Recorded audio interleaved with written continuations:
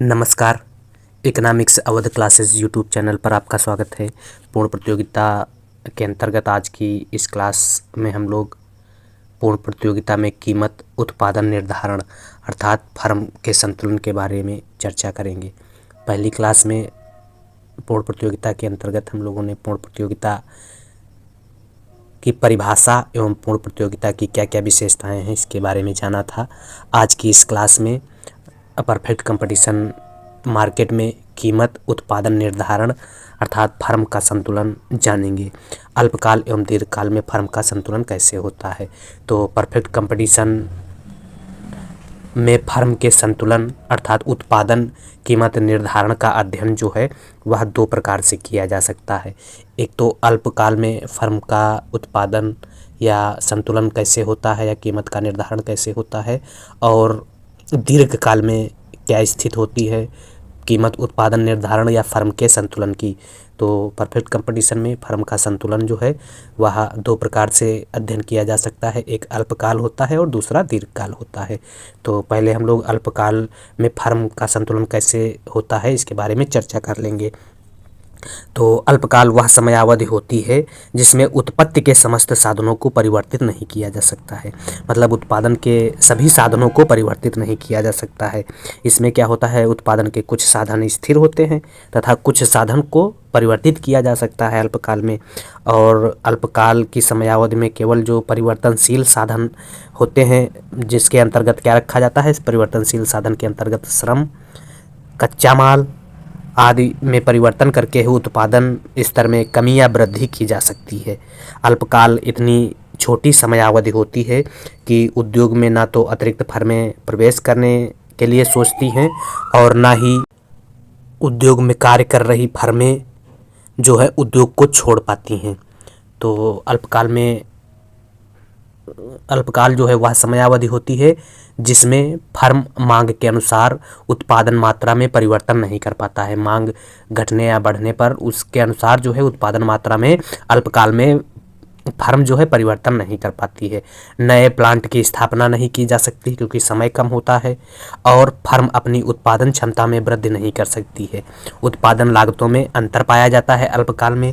इसके अलावा अल्पकाल में फर्म को असामान्य लाभ प्राप्त होता है, सामान्य लाभ प्राप्त होता है और हानि की प्राप्ति होती है।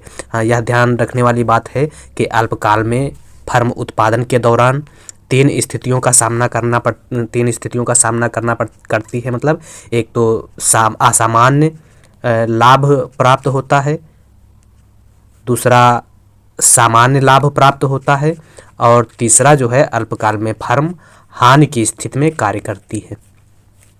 तो अल्पकाल में फर्म को तीन स्थितियों का सामना करना पड़ता है: असामान्य लाभ, सामान्य लाभ और हानि की स्थिति।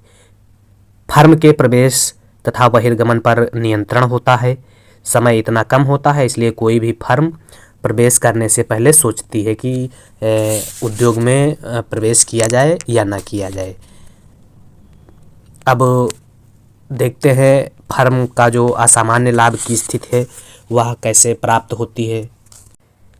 इसके पहले हम लोग एक वीडियो में अध्ययन किए थे कि फर्म संतुलन के लिए क्या शर्तें होती हैं। तो हम लोग देखे थे फर्म संतुलन के लिए दो शर्तें मुख्य रूप से आवश्यक थी। उसमें एक शर्त थी MR और MC बराबर हों। एक तो यह शर्त थी सीमांत आगम और सीमांत लागत आपस में बराबर होनी चाहिए, और दूसरी शर्त यह थी कि सीमांत लागत वक्र सीमांत आगम वक्र को नीचे से काटे। मतलब MC वक्र MR को नीचे से काटे। तो यह दो शर्तें जब पूरी होंगी तब परफेक्ट कंपटीशन बाजार में फर्म को संतुलन प्राप्त होगा, या फर्म कीमत निर्धारण करेगी या फर्म जो है संतुलन की स्थिति में होगा। तो अब असामान्य लाभ की स्थिति कब प्राप्त होती है? असामान्य लाभ की स्थिति परफेक्ट कंपटीशन में फर्म को उस समय प्राप्त होती है जब एवरेज रेवेन्यू ज़्यादा होती है एवरेज कास्ट से।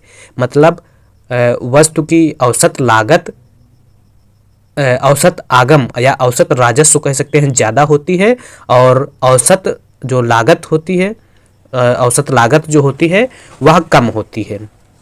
तो जब लागत कम होगी और रेवेन्यू ज़्यादा होगा तो फर्म को असामान्य लाभ प्राप्त होगा।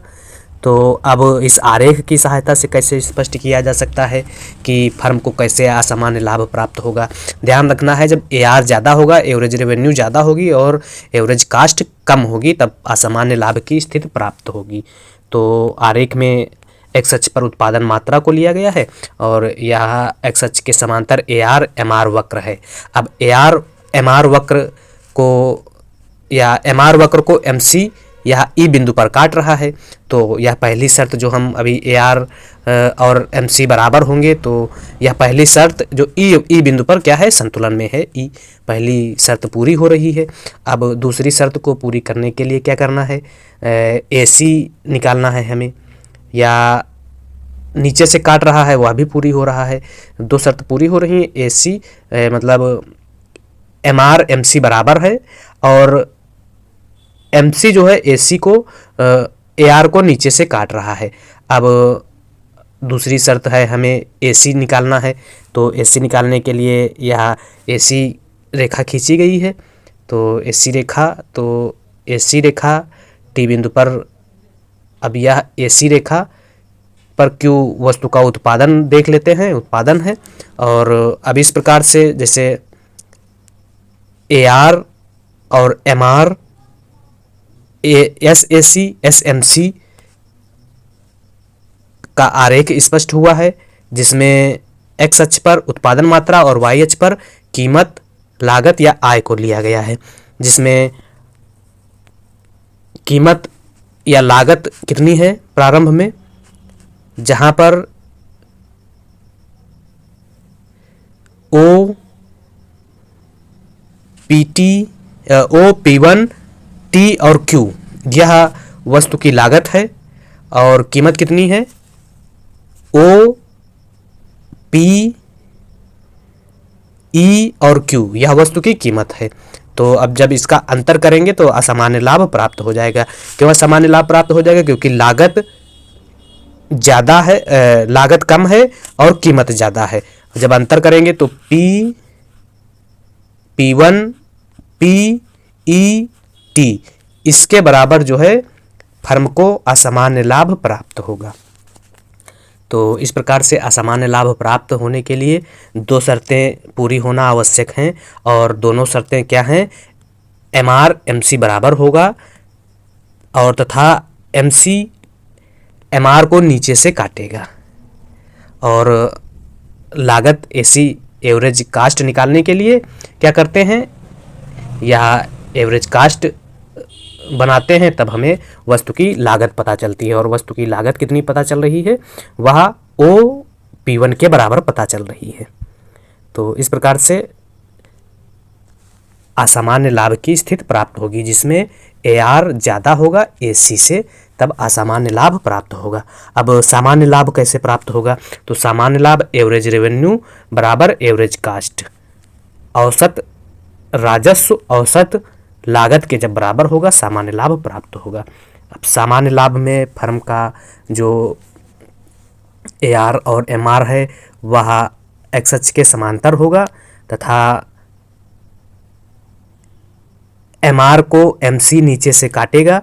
तब क्या होगा, यहाँ पर दोनों संतुलन में होगा, नीचे से काट रहा है और संतुलन में भी है। तो E बिंदु पर मान लेते हैं संतुलन में होगा।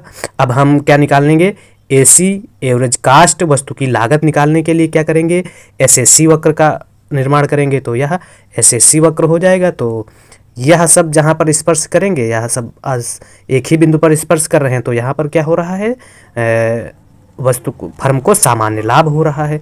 तो यह सामान्य लाभ की स्थिति में SAC SMC AR और MR यह सब बराबर होंगे। क्या बराबर होंगे, सामान्य लाभ की स्थिति में SMC बराबर SAC, AR बराबर MR यह सब बराबर होंगे सामान्य लाभ की स्थिति में। असामान्य लाभ की स्थिति में AR ज़्यादा होगा AC से। अब हानि की स्थिति में देखते हैं क्या होता है। तो हानि की स्थिति में AR कम होगा AC से, मतलब वस्तु की लागत ज़्यादा होगी और उससे मिलने वाला राजस्व जो होगा वह कम होगा, तब हानि की स्थिति होगी। अब हानि की स्थिति निकालने के लिए AR और MR पता ही है, एक्स अक्ष के समांतर होता है परफेक्ट कंपटीशन में। AR MR का यह आरेख हो जाएगा। एक्स अक्ष पर उत्पादन मात्रा को लिया गया है, वाई पर कीमत या आगम को लिया गया है। तो इस प्रकार से MC यह क्या होगी, MC का संतुलन E बिंदु पर हो जाएगा। तो MC का निर्धारण करने के लिए जो मुख्य शर्तें हैं वह AR और MR बराबर होगा, AR और MC बराबर होगा, तथा MC जो है MR को नीचे से काटेगी, तब क्या होगा, यह संतुलन में हो जाएगा। तो यह E बिंदु पर संतुलन में है। अब हम क्या करेंगे, एवरेज कास्ट फर्म की जो एवरेज कास्ट है उसको निकालेंगे। तो हानि की स्थिति में है तो एवरेज कास्ट थोड़ा सा ऊपर हो जाएगा। तो एवरेज कास्ट जब ऊपर हो जाएगा तो यह जो है यहाँ से यह इस तरह से आरेख बन जाएगा।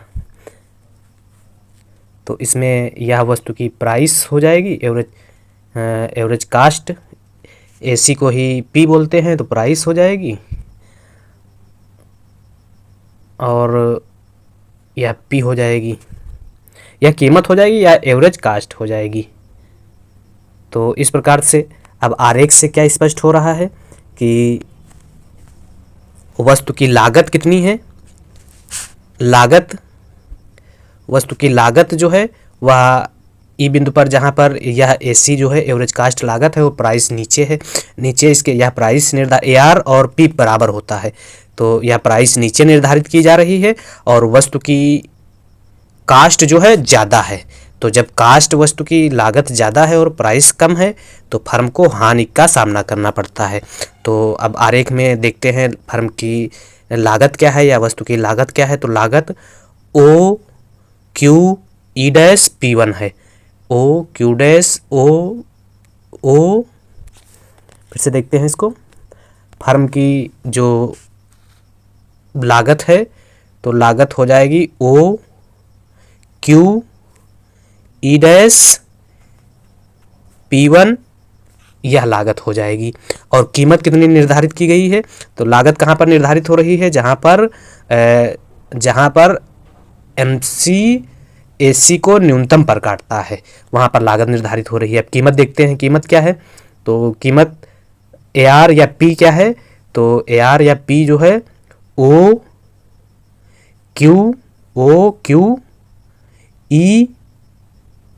यह कीमत हो जाएगी इतनी।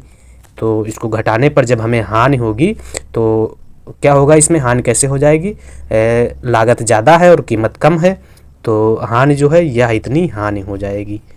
तो यह हानि की स्थिति हो जाएगी। हानि क्या हो जाएगी, P1E-E, यह हानि हो जाएगी।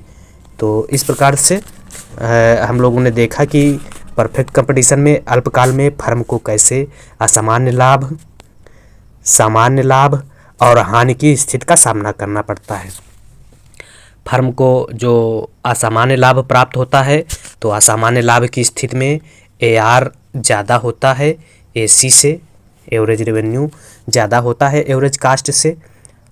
सामान्य लाभ की स्थिति में AR बराबर होता है AC के, या कह सकते हैं SMC बराबर SAC। तो यह चारों जो हैं बराबर होते हैं। इसके अलावा हानि की स्थिति में AR कम होता है AC से, एवरेज रेवेन्यू कम होता है, एवरेज कास्ट ज़्यादा होती है वस्तु की। तो इस प्रकार से अल्पकाल में फर्म को 3 स्थितियों का सामना करना पड़ता है, असामान्य लाभ, सामान्य लाभ और हानि। अब दीर्घकाल में देखते हैं क्या होता है। तो दीर्घकाल के बारे में हम लोग जान चुके हैं कि पहले ऑलरेडी अध्ययन कर चुके हैं कि दीर्घकाल वह समयावधि होती है जिसमें उत्पत्ति के सभी साधन, जैसे उत्पादन की तकनीकी, प्लांट का आकार आदि को आवश्यकता अनुसार बदला जा सकता है, जिससे पूर्ण प्रतियोगिता में एक फर्म जो है दीर्घकाल में उत्पादन को मांग के अनुसार समायोजित कर सकती है।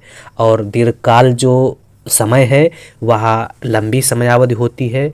इसमें कोई भी फर्म उद्योग में प्रवेश कर सकती है और उद्योग को छोड़ सकती है। अब कब फर्म उद्योग में प्रवेश करेगी, तो इसमें फर्म को सामान्य लाभ प्राप्त होता है। सामान्य लाभ में AR और AC क्या होता है, बराबर होता है दीर्घकाल में। तो कब फर्म जो है उद्योग में कब जो है फर्म उद्योग में प्रवेश करेगी और कब जो है उद्योग छोड़कर जाएगी, तो इसके लिए जब फर्म को असामान्य लाभ की प्राप्ति होगी तो फर्म जो है उद्योग में प्रवेश कर जाएगी। और जब फर्म उद्योग में प्रवेश करेगी तो इससे पूर्ति वस्तु की क्या हो जाएगी, बढ़ जाएगी वस्तु के दूसरी वस्तु के प्रवेश करने, दूसरी फर्म के प्रवेश करने से, और प्राइस जो है कम हो जाएगी। तो कीमत बढ़ने से वस्तु की पूर्ति बढ़ने से और प्राइस कम होने से AR और AC जो है बराबर हो जाएगा। क्या हो जाएगा, AR और AC बराबर हो जाएगा। तो दीर्घकाल में जब फर्म को लाभ अर्जित होगा तो इससे क्या होगा, अन्य फर्में उस उद्योग में सम्मिलित होंगी, जिसके कारण उद्योगों की क्या होगी, पूर्ति में वृद्धि हो जाएगी। और इसके फलस्वरूप क्या होगा, फर्मों का लाभ सामान्य लाभ में बदल जाएगा। अब क्या होगा, जब फर्मों को अगर हानि होगा दीर्घकाल में, तो फर्म क्या होंगी, उद्योग छोड़कर बाहर चली जाएंगी। इससे क्या होगा, पूर्ति में, वस्तु की पूर्ति में कमी आ जाएगी और कीमत क्या होगी, बढ़ जाएगी। तो इससे भी AR और AC क्या होगा, बराबर होगा, जिससे फर्म को क्या होगा, पुनः सामान्य लाभ की स्थिति प्राप्त होगी। तो फर्मों के प्रवेश एवं बहिर्गमन के कारण दीर्घकाल में फर्म को सामान्य लाभ की स्थिति का सामना करना पड़ता है। अब फर्म के सामान्य लाभ की स्थिति का यह आरेख है। पूर्ण प्रतियोगिता में AR और MR एक्स अक्ष के समांतर होते हैं। अब इसमें पहली जो शर्त है, MC AR को नीचे से काटे, और जहाँ पर AR और MC बराबर होंगे तो यह शर्त है, यहाँ पर बराबर होंगे। अब हम AC एवरेज कास्ट को बनाएंगे, तो सामान्य लाभ की स्थिति में तो AR MC को छूता हुआ, AR MR को छूता हुआ AC बनेगा, LAC हो जाएगा, यह LMC है। तो इस प्रकार से परफेक्ट कंपटीशन बाजार में जो संतुलन होगा कहाँ पर होगा, LMC बराबर LAC बराबर AR बराबर MR, अर्थात जहाँ पर LAC LMC AR MR बराबर होंगे वहाँ पर परफेक्ट कंपटीशन बाजार में फर्म का संतुलन होगा। अब परफेक्ट कंपटीशन बाजार के संबंध में कुछ महत्वपूर्ण बातें मुख्य रूप से दीर्घकाल में संतुलन को लेकर हैं। उन महत्वपूर्ण बातों को जान लेते हैं। जैसे परफेक्ट कंपटीशन बाजार में दीर्घकाल में सभी फर्में सामान्य लाभ प्राप्त करेंगी। पीछे हम लोग पढ़ चुके हैं, अल्पकाल में सभी फर्मों को सामान्य लाभ, असामान्य लाभ एवं हानि का सामना करना पड़ेगा। और यहाँ पर दीर्घकाल में सामान्य लाभ प्राप्त होगा। सामान्य लाभ जो प्राप्त होता है वह सामान्य लाभ प्राप्त होने का कारण परफेक्ट कंपटीशन में दीर्घकाल में फर्मों के प्रवेश एवं बहिर्गमन की स्वतंत्रता है। जब फर्मों को असामान्य लाभ प्राप्त होगा तो नई फर्में उद्योग में प्रवेश करेंगी, और जब फर्मों को हानि प्राप्त होगी तो नई फर्में उद्योग से बाहर चली जाएंगी। तो इससे क्या होगा, AR और AC बराबर हो जाएगा। इसके अलावा परफेक्ट कंपटीशन में दीर्घकाल में कोई भी फर्म हानि या असामान्य लाभ पर कार्य नहीं करता है। सारी फर्में जो हैं परफेक्ट कंपटीशन में सामान्य लाभ पर कार्य करती हैं। फर्म असामान्य लाभ एवं हानि पर इसलिए नहीं, फर्म जो है असामान्य लाभ एवं हानि पर कार्य इसलिए नहीं करती हैं क्योंकि नई फर्मों के प्रवेश की स्वतंत्रता होती है। और नई फर्में जब प्रवेश करती हैं तो क्या होगा, असामान्य लाभ जो है सामान्य लाभ में परिवर्तित हो जाएगा। यदि फर्मों को असामान्य लाभ मिलता है तो नई फर्में उद्योग में प्रवेश करती हैं, जिससे क्या होता है, पूर्ति में वृद्धि होती है, कीमत घट जाती है, जिससे AR बराबर AC हो जाता है। अभी हम पीछे इसके बारे में जान चुके हैं। और यदि फर्मों को हानि होती है तो फर्में क्या होती हैं, फर्में बाहर जाने लगती हैं उद्योग से, जिससे पूर्ति की मात्रा घट जाती है, इससे कीमत बढ़ जाती है। तो इससे पुनः AR और AC बराबर हो जाता है। और परफेक्ट कंपटीशन में दीर्घकाल में फर्म का संतुलन वहाँ पर होता है जहाँ पर LAC AR LMC, MR, LAC, AR बराबर होते हैं। ध्यान रखना है, यहाँ से यह प्रश्न पूछा जाता है कि परफेक्ट कंपटीशन बाजार में फर्म का संतुलन कहाँ होता है। तो फर्म का संतुलन वहाँ होता है जहाँ LMC बराबर MR बराबर LAC बराबर AR। यह सारी स्थितियां जहां पर बराबर होंगी, यह संतुलन फर्म का वहीं पर होगा। दीर्घकाल में सभी परफेक्ट कंपटीशन में फर्में अनुकूलतम प्लांट पर उत्पादन करती हैं और यहाँ प्रति इकाई जो होती है वह न्यूनतम होती है। इसलिए कहा जाता है परफेक्ट कंपटीशन बाजार में कीमत का निर्धारण लागत के न्यूनतम बिंदु पर होता है और लागत के न्यूनतम बिंदु पर पैमाने का समता नियम लागू होता है। अर्थात परफेक्ट कंपटीशन में फर्म लागत के समता नियम या पैमाना नियम पर कार्य करती है परफेक्ट कंपटीशन बाजार में। इसके अलावा परफेक्ट कंपटीशन बाजार में दीर्घकाल में सभी फर्में अपनी क्षमताओं का पूर्ण विदोहन कर ले जाती हैं। यह फर्म के पास अतिरिक्त क्षमता नहीं बचती है तथा परफेक्ट कंपटीशन में संसाधनों का बेहतर आवंटन हो जाता है और पूरी क्षमता का विदोहन हो जाता है। यही कारण है कि परफेक्ट कंपटीशन बाजार में न्यूनतम उत्पादन जो है न्यूनतम लागत पर होता है और जब उत्पादन न्यूनतम लागत पर होता है तो कीमत भी न्यूनतम तय हो जाती है। इसके अलावा परफेक्ट कंपटीशन बाजार में आर्थिक कल्याण अधिक होता है। परफेक्ट कंपटीशन बाजार में आर्थिक कल्याण जो होता है वह अधिक होता है क्योंकि परफेक्ट कंपटीशन में क्षमताओं का पूर्ण विदोहन होता है जिससे संसाधनों का बेहतर प्रयोग या आवंटन होता है। इसलिए लागत के न्यूनतम होने से फर्म की लाभ जो है अधिकतम हो जाती है। लागत के न्यूनतम होने से न्यूनतम बिंदु पर कीमत सेट होती है जिससे क्या होता है उपभोक्ता का कल्याण अधिकतम हो जाता है। अर्थात परफेक्ट कंपटीशन बाजार में उत्पादक एवं उपभोक्ता दोनों का कल्याण अधिक होता है। इसलिए कहा जाता है परफेक्ट कंपटीशन बाजार जो है वह अच्छी बाजार है। और एक यहाँ ध्यान रखने वाली बात यह है कि परफेक्ट कंपटीशन में संसाधनों का बेहतर आवंटन होता है। यह क्वेश्चन पूछा जाता है कि किस बाजार में संसाधनों का बेहतर आवंटन होता है, तो परफेक्ट कंपटीशन बाजार में संसाधनों का बेहतर आवंटन होता है। और इसलिए कहा जाता है कि क्या होता है परफेक्ट कंपटीशन बाजार जो है अच्छी बाजार है। दुनिया के तमाम देश जो है अपने बाजार में परफेक्ट कंपटीशन सेट करने का प्रयास कर रहे हैं क्योंकि इस बाजार में न्यूनतम लागत एवं न्यूनतम कीमत सेट होने से उपभोक्ता एवं उत्पादक दोनों को लाभ मिलता है। भारत में भी प्रतियोगिता को बढ़ाने के लिए राघवन समिति का गठन 1999 में किया गया था। प्रतियोगिता बढ़ाने के लिए राघवन समिति का गठन 1999 में किया गया था और 2002 में प्रतिस्पर्धा आयोग का गठन किया गया और 2002 में इस आयोग ने कार्य करना शुरू किया और ये आयोग जो है सरकार को सुझाव देता है कि किस प्रकार विभिन्न बाजार में परफेक्ट कंपटीशन स्थापित किया जाए। तो यह परफेक्ट कंपटीशन बाजार में कीमत निर्धारण के संबंध में कुछ महत्वपूर्ण बातें थी। अब परफेक्ट कंपटीशन बाजार की आलोचना की अगर बात की जाए तो परफेक्ट कंपटीशन बाजार अपनी मान्यताओं में ही खत्म हो जाता है और ये मार्केट जो है सैद्धांतिक तो है पर व्यवहारिक जीवन में उतार पाना बड़ा मुश्किल है परफेक्ट कंपटीशन बाजार में। अब परफेक्ट कंपटीशन बाजार में हम लोग देखें कि अल्पकाल में फर्म को सामान्य लाभ,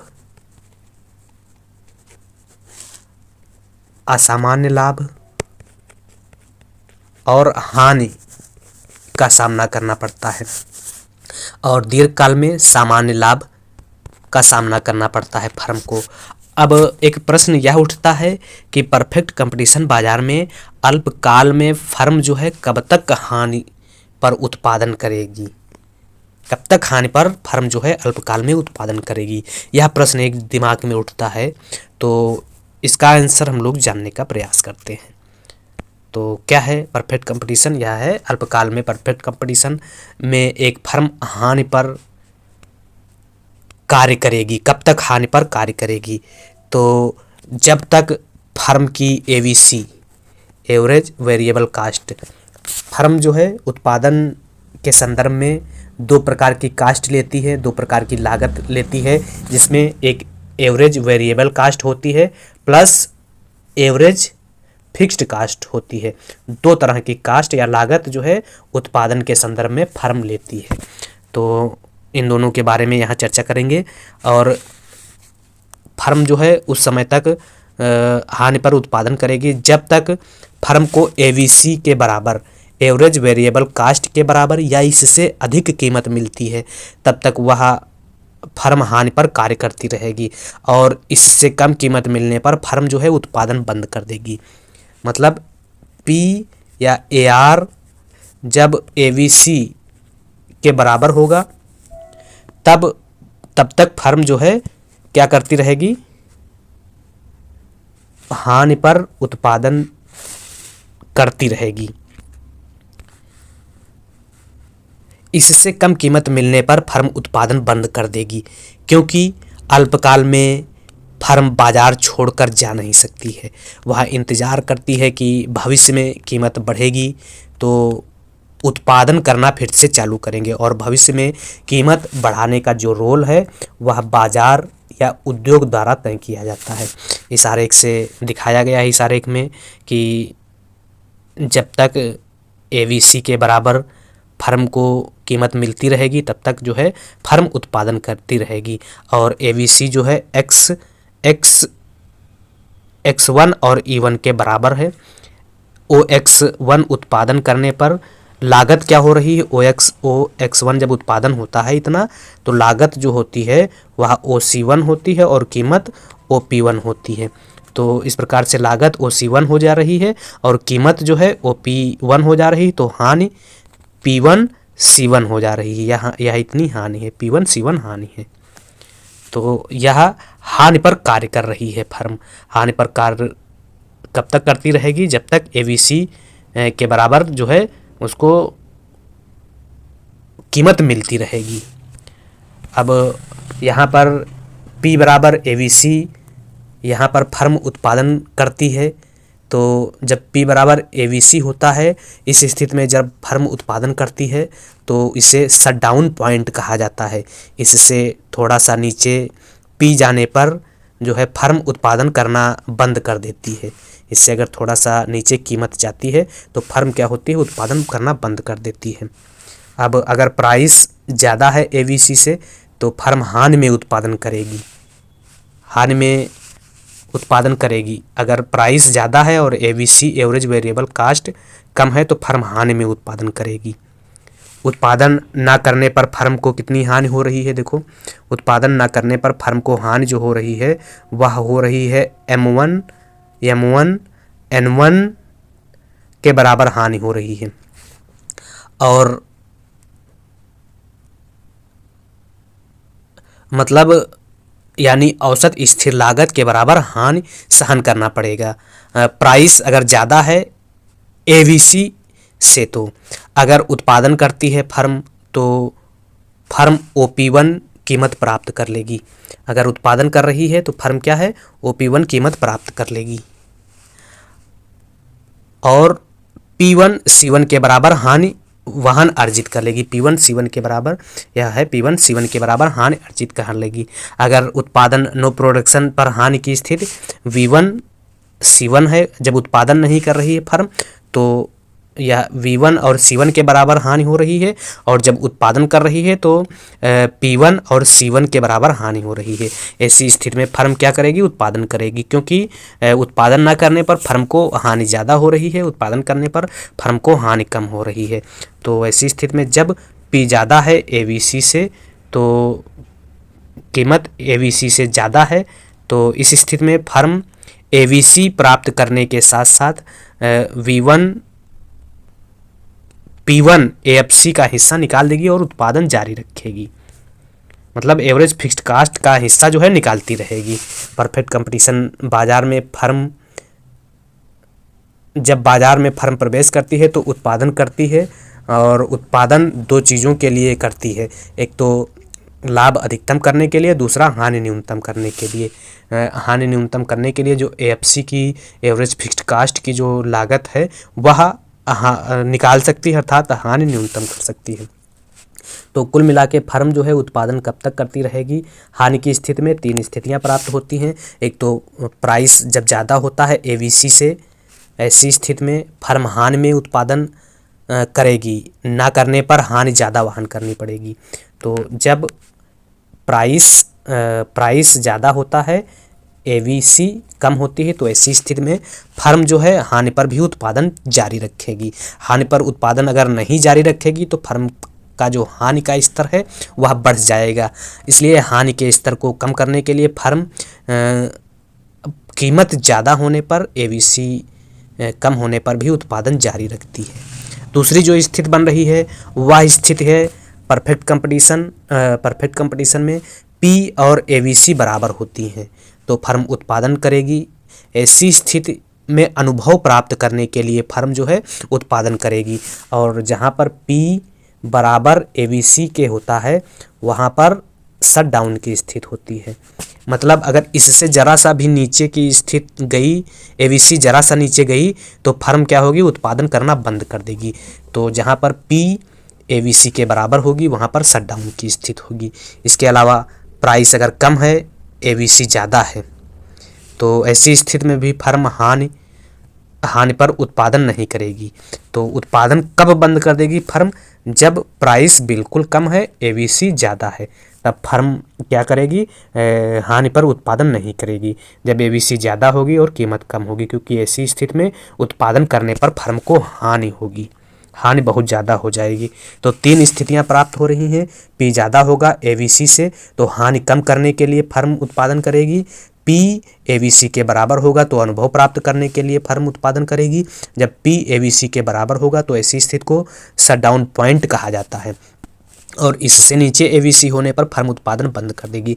और अगर पी कम है, एवीसी ज़्यादा है, तो ऐसी स्थिति में हानि से बचने के लिए फर्म जो है उत्पादन बंद कर देगी। उत्पादन, यह आरेख दिखाया गया है, इसमें उत्पादन करने के लिए, उत्पादन करने पर P1 C1 की हानि वहन करनी पड़ती है। P1 C1 की हानि वहन करनी पड़ती है, और उत्पादन ना करने पर C1 V1 की हानि वहन करनी पड़ती है, C1 V1 की हानि वहन करनी पड़ती है। तो उत्पादन न करने पर हानि जो है कम वहन करनी पड़ती है, उत्पादन करने पर हानि ज़्यादा वहन करनी पड़ती है। तो ऐसी स्थिति में जब P कम होता है, एवीसी ज़्यादा होती है, तो ऐसी स्थिति में फर्म उत्पादन नहीं करेगी और उत्पादन बंद करके इंतज़ार करेगी कि भविष्य में कीमत बढ़ जाए। अतः अल्पकाल में फर्म उद्योग को छोड़कर नहीं जा सकती है। तो फर्म क्या करेगी, इंतज़ार करेगी कि भविष्य में वस्तु की कीमत बढ़ जाए। तो यहाँ पर पुनः एक बार जान लेते हैं, तीन स्थितियाँ प्राप्त होती हैं अल्पकाल में। कब तक फर्म उत्पादन करेगी, इसके लिए पहली स्थिति जो है प्राइस ज़्यादा होगा एवरेज वेरिएबल कास्ट से, तब फर्म जो है हानि में उत्पादन करना चाहेगी। प्राइस एवरेज वेरिएबल कास्ट के बराबर होगा तो फर्म ऐसी स्थिति में अनुभव प्राप्त करने के लिए उत्पादन करना चाहेगी, जिसे शटडाउन की स्थिति कहा जाता है। और तीसरी जो स्थिति है, अगर फर्म की प्राइस कम है और एवीसी ज़्यादा है तो हानि से बचने के लिए फर्म जो है उत्पादन नहीं करेगी। कि ऐसी स्थिति में प्राइस कम है और एवीसी ज़्यादा है तो फर्म को ज़्यादा से ज़्यादा हानि का सामना करना पड़ता है, और ऐसी स्थिति में फर्म उत्पादन बंद कर देगी और क्या करेगी, भविष्य में इंतजार करेगी वस्तुओं की कीमत बढ़े तो पुनः जो है फर्म अपना उत्पादन चालू करे, और उत्पादन छोड़कर फर्म जो है उद्योग से बाहर नहीं जा सकती है। तो इस प्रकार से आज की इस क्लास में हम लोगों ने उत्पादन, फर्म के अंतर्गत कीमत निर्धारण या फर्म का संतुलन कैसे होता है उसके बारे में विस्तृत अध्ययन किया, जिसमें हम लोगों ने देखा कि फर्म को अल्पकाल में सामान्य लाभ, असामान्य लाभ एवं हानि का सामना करना पड़ता है, और दीर्घकाल में फर्म को सामान्य लाभ का सामना करना पड़ता है। और ऐसी कौन सी स्थितियां बनती हैं कि परफेक्ट कंपटीशन में अल्पकाल में एक फर्म कब तक हानि पर उत्पादन करती रहती है। तो economics Awadh classes YouTube channel पर अगर आप पहली बार विजिट कर रहे हैं तो चैनल को सब्सक्राइब करें तथा वीडियो को लाइक करें। Thank you.